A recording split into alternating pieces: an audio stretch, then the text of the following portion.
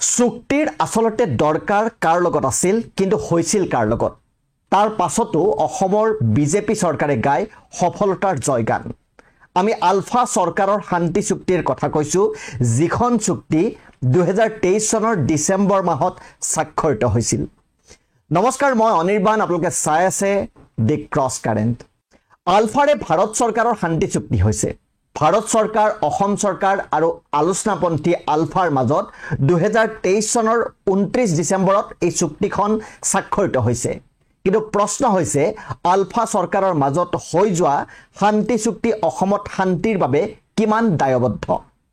আলোচনাপন্থী আলফাৰ হৈতে কৰা এই চুক্তিক বিজেপি চৰকাৰে এক ডাঙৰ সফলতা বুলি দাবী কৰিব খোজে বিজেপি চৰকাৰে দাবী কৰে অসমলৈ শান্তি ঘূৰি অহা বুলি কিন্তু সেই চুক্তিখন কিমান অৰ্থপূৰ্ণ আছিল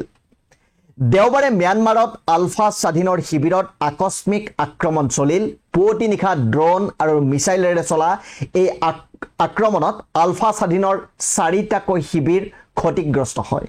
এই আক্ৰমণত নিষিদ্ধ সংগঠনটোৰ 3জন জ্যেষ্ঠ নেতাই প্ৰাণ হেৰুৱাইছে আৰু এই কথা আলফা স্বাধীনে এক বিবৃতিৰ জৰিয়তে প্ৰকাশ কৰিছে আলফা স্বাধীনে লগতে কৈছে যে তেওঁলোকে এই আক্ৰমণৰ প্ৰতিশোধ ল'ব এই ঘটনাৰ পাছতে পুনৰ স্পষ্ট হৈছে অসম আৰু অসমীয়াৰ ৰক্তক্ষয় দিন এতিয়াও শেষ হোৱা নাই আলফা স্বাধীনৰ ওপৰত আক্ৰমণ চলিল 3জন নিহত হ'ল তেওঁলোক অসমৰে আছিল যদি আলফা স্বাধীনে সঁচাকৈয়ে ইয়াৰ প্ৰতিশোধ লয় তেনেহলে হয়তো পূৰ্বৰ অভিজ্ঞতা অনুসৰি ক'ব পাৰি যে ক্ষতি অসমৰে হ'ব আলফা স্বাধীনৰ শিবিৰত এই আক্ৰমণ আসলতে কোনে কৰিলে সেয়া এতিয়াও নিশ্চিত নহয় ভাৰতীয় সেনাই ইয়াৰ দায়িত্ব স্বীকাৰ কৰা নাই কিন্তু আলফা স্বাধীনৰ দাবী অনুসৰি এই আক্ৰমণ ভাৰতীয় সেনাই কৰিছে ভাৰতীয় সেনাই এই আক্ৰমণ কৰক বা নকৰক কিন্তু অসমীয়া মানুহে সদায় এটা কথাই বিচাৰে যে অসমত হত্যা হিংসাৰ অন্ত পৰক 4.5 দশকৰ এখন সহস্ৰ সংগ্ৰাম যিখন সংগ্ৰামৰ নামত হাজাৰ হাজাৰ অসমীয়াই প্ৰাণ হেৰুৱাইছে সেইখন সংগ্ৰামৰ নামত অগণনজন ঘুণীয়া হৈছে সেই সহস্ৰ বিদ্ৰোহ কিন্তু এতিয়াও চলি আছে সেই বিদ্ৰোহ হাম কটোৱাত এতিয়াও সফল হোৱা নাই ভাৰত চৰকাৰ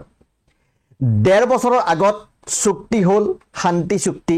কিন্তু শান্তি চুক্তি হৈছিল সেই সকলৰ লগত যিসকলে প্ৰায় এটা দশকৰো আগতেই সহস্ৰ পথ এৰি আলোচনাপন্থী হিচাপে অসমতে আছিল তেওঁলোকৰ পৰা কাৰো একো অসুবিধাও হোৱা নাছিল তেওঁলোকৰ লগত সেই চুক্তিখন কৰাৰ পৰা কিবা লাভ হৈছে নে নাই হেয়া পাছৰ কথা কিন্তু চুক্তিখন নকৰালৈকেও অসমৰ একো ক্ষতি হোৱা নাছিল আলোচনাপন্থী আলফাৰে সেই শান্তি আলোচনাত যিখিনি কথা চুক্তিবদ্ধ হৈছিল তাৰ বাবে তেওঁলোকে কেইবা দশক জুৰি সহস্ৰ সংগ্ৰাম কৰি বহুতৰ জীৱন যাবলগীয়া পৰিৱেশ কৰাৰো প্ৰয়োজন নাছিল কিন্তু প্ৰশ্ন হয় এই চুক্তিখন হৈছিল কিয় বিজেপি চৰকাৰে শান্তি চুক্তি কৰাৰ বাহবা লবলৈ হৈছিল নে আলোচনাপন্থী নেতাসকলক তেওঁলোকে কৰা কষ্টৰ বিনিময়ত কিবা এটা দিবলৈ এই চুক্তিখন কৰা হৈছিল সেয়া আজিৰ তাৰিখতো এটা ডাঙৰ প্ৰশ্ন কিন্তু চুক্তিৰ দৰকাৰ আছিল বৰ্তমান চলি থকা সহস্ৰ সংগ্ৰামখন শেষ কৰাৰ বাবেহে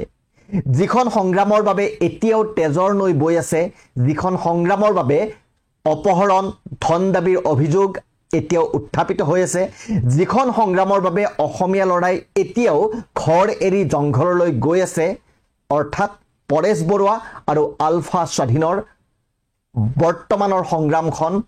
যিখন সংগ্ৰাম এতিয়াও শান্তি আলোচনাৰ মেজলৈ অহা নাই পৰেশ বৰুৱা আৰু আলফা স্বাধীন শান্তি আলোচনাৰ মেজলৈ নহাকৈ আন কিবা চুক্তিৰ অৰ্থ আছেনে